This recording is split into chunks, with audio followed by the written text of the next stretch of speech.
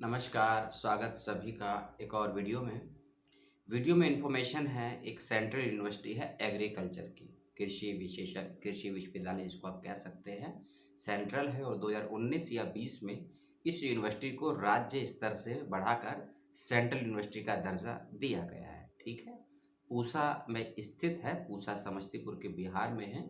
वहाँ की ये यूनिवर्सिटी है, doctor Rajendra Prasad central agriculture विश्वविद्यालय।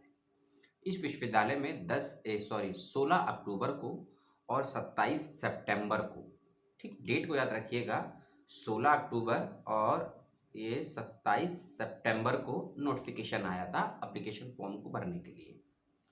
27 सितंबर के नोटिफिकेशन में कुछ बदलाव करने के बाद 16 अक्टूबर को फिर से नोटिफिकेशन आया और आपसे मांगे गए हैं एप्लीकेशन फॉर्म। यदि आप इस यूनिवर्सिटी के कुछ कोर्सेज में एडमिशन लेना चाहते हैं, वह कोर्सेज पीजी और पीएचडी के हैं। तो पहले मैं आपको कोर्स के नाम बता देता हूं और उसके बाद मैं सारी डिटेल को कवर करूंगा। वीडियो देखने, सुनने और समझने के उपरांत मन में कोई शंका या सवाल हो तो कमेंट बॉक्स में पूछ सकते हैं।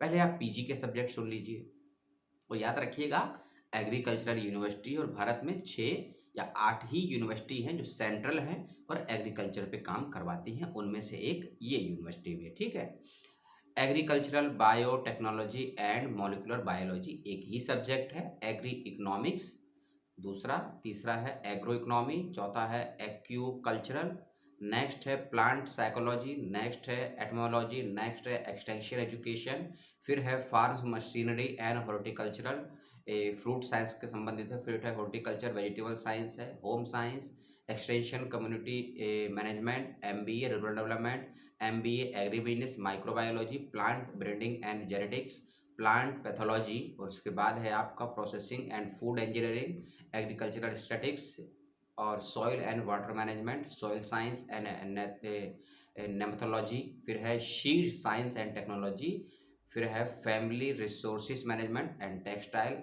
Apparel designing. ये पीजी के सब्जेक्ट हैं। आप यदि इसमें से अप्लाई करना चाहते हैं तो अप्लाई कर सकते हैं। पीएचडी के सब्जेक्ट की बात कर लेता हूँ आपसे। लगभग यही सेम सब्जेक्ट है, लेकिन पढ़ना मेरा काम है, सुनना आपका काम है यदि आपको लगे तो। Plant biotech and moly moly biology biotech एक सब्जेक्ट ये है। Agri economics next, agro economy 2, agricultural economics एक है और एग्रो इकोनॉमिक्स एक अलग है। अगला है प्लांट कॉर्पोरेशन एंड साइकोलॉजी, ठीक है। फिर अगला है एटमोलॉजी, नेक्स्ट है एक्सटेंशन एजुकेशन, नेक्स्ट है प्लांट ब्रीडिंग एंड जेनेटिक्स, फिर नेक्स्ट है प्लांट पैथोलॉजी, नेक्स्ट है सॉइल साइंस, नेक्स्ट है soil and water engineering, next है processing and food engineering, next है farm machinery and power engineering, फिर है फूड साइंस एंड न्यूट्रिशन और लास्ट में है एक्यो कल्चरल। इन सब्जेक्ट में भी पीएचडी के फॉर्म आए हैं। ठीक, लास्ट डेट है फॉर्म को भरने की 15 नवंबर 2021। इस बात का ध्यान रखिएगा।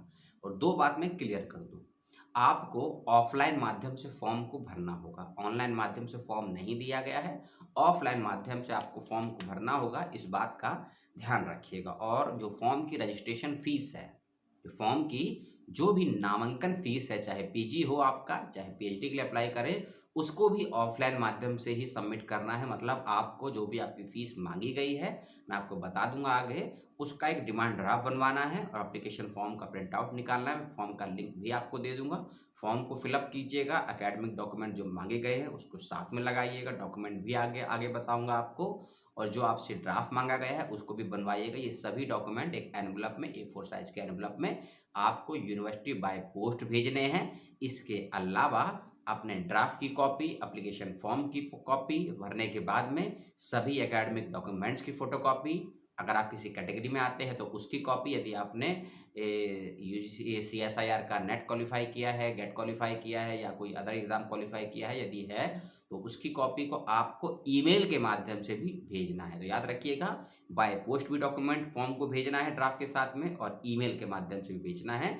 डॉक्यूमेंट्स भेजने का एड्रेस और ईमेल आईडी दोनों मैं आपको डिस्क्रिप्शन बॉक्स में दे दूंगा, थोड़ा सा वेट कीजिएगा। ठीक है, इस बात का ध्यान रखिएगा।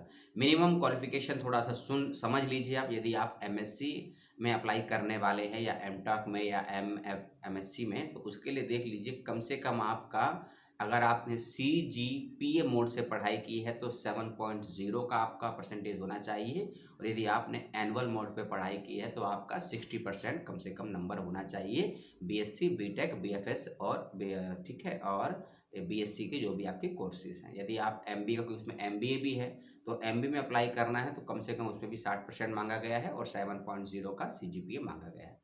PhD में अप्लाई करने के लिए भी 60% आपका होना चाहिए मास्टर्स में। और एक बात का और ध्यान रखिएगा, यदि आप ग्रेजुएशन के 6th सेमेस्टर में हैं या ग्रेजुएशन के 6th सेमेस्टर का एग्ज़ाम दे चुके हैं, रिजल्ट नहीं आया है, तो आप MSc में अप्लाई कर सकते हैं, कोई दिक्कत नहीं है। और यही कंडीशन PhD के साथ भी, यदि आपका PG के 4th सेम का रिजल्ट नहीं आया है, एग्ज़ाम दे चुके हैं, तो भी आप PhD में अप्लाई कर सकते हैं। क्योंकि सवाल आता है कि हमारा PG कंप्लीट नहीं हुआ है, 2 महीने बाद, 3 महीने के बाद रिजल्ट आएगा, तो कोई दिक्कत नहीं है। यदि रिजल्ट आ चुका है तो भी अप्लाई करिए, नहीं आया है रिजल्ट तो भी अप्लाई कर सकते हैं। इस बात का विशेष रूप से ध्यान रखिएगा, ठीक है। और आपकी एज 50 वर्ष से ज़्यादा नहीं होनी चाहिए फॉर्म को भरते वक्त में। और डेट दी है 31 जुलाई 2021। 31 जुलाई 2021 तक आपकी उम्र अप्लाई करते वक्त 50 वर्ष से ज़्यादा नहीं होनी चाहिए। यदि ऐसा होता है तो आप डिस्क्वालीफाई कर दिए जाएंगे, ठीक है। 70 नंबर की होगी आपकी प्रवेश परीक्षा और 30 नंबरों का होगा आपका साक्षात्कार। इस बात का भी ध्यान रखिएगा। यदि आपने, जैसे कि मैंने आपको पहले बताया, यदि आप MPhil है, नेट है, गेट है, सेट है, ICA, अब ICMR, कोई भी एग्ज़ाम पास किया, आपको किसी आधार पे एग्जामिनेटेड नहीं किया जाएगा। प्रवेश परीक्षा सभी को देनी होगी जो भी इसके लिए अप्लाई करेगा, चाहे आप इंडिया के हों चाहे इंडिया के बाहर के हों। इस बात का ध्यान रखिएगा। मैंने आपको कहा था ड्राफ्ट बनवा के भेजना है, तो ड्राफ्ट का एड्रेस आप लोग सुन लीजिए या फिर नोट कर लीजिए। ये है कंप्यूटरल RPCAU पूसा पेबल@PNB पूसा ब्रांच का कोड दिया हुआ है। इस एड्रेस पर आपको ड्राफ्ट बनवाना है।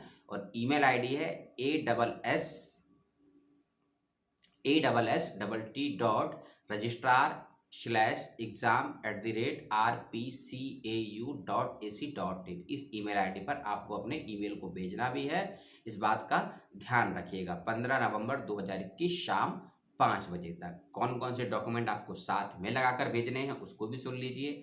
यदि आप PhD में अप्लाई कर रहे हैं तो UG PG का मार्कशीट और सर्टिफिकेट, और अगर आपके पास सर्टिफिकेट नहीं है तो अंडरटेकिंग आपसे मांगा जाएगा, ऑनलाइन ऑफलाइन माध्यम से जब बुलाएंगे। इस बात का ध्यान रखिएगा। अपना मेडिकल फिटनेस सर्टिफिकेट, अपनी कोविड की रिपोर्ट, 2 पासपोर्ट साइज फोटो, आपके कोई भी एकेडमिक के अलावा कोई एक्स्ट्रा करिकुलम एक्टिविटीज़ के कोई सर्टिफिकेट है, चाहे NCC है, स्पोर्ट्स का है, कोई ड्रामेटिक का है, पोइट्री का है, अदर टाइप के जो भी होते हैं उसको भी लगा के भेज दीजिएगा, ठीक है।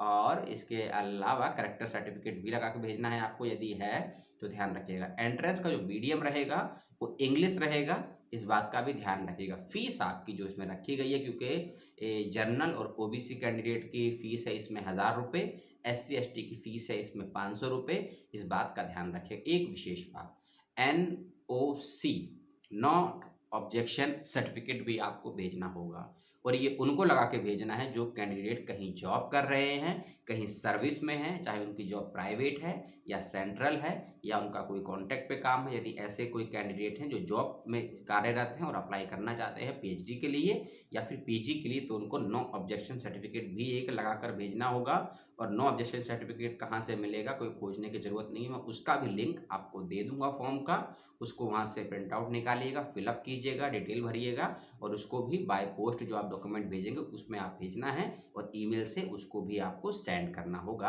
और ये सारा प्रोसेस आपको करना है 15 नवंबर 2021 से पहले शाम 5 बजे तक।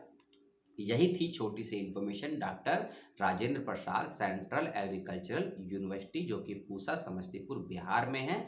आपने इस वीडियो को देखा पूरा तो बहुत बहुत धन्यवाद। अपना ध्यान रखिएगा, अपनों का ध्यान रखिएगा। वीडियो देखने के उपरांत कोई शंका, सवाल, डाउट मन में हो तो कमेंट करके पूछ लीजिएगा। मेरे पे जो भी क्षमताएं होंगी आपके सवालों का जवाब देने का पूरा प्रयास किया जाएगा। मिलता हूं पुनः आपसे अगले वीडियो में। तब तक के लिए जय हिंद, जय भारत, नमस्कार।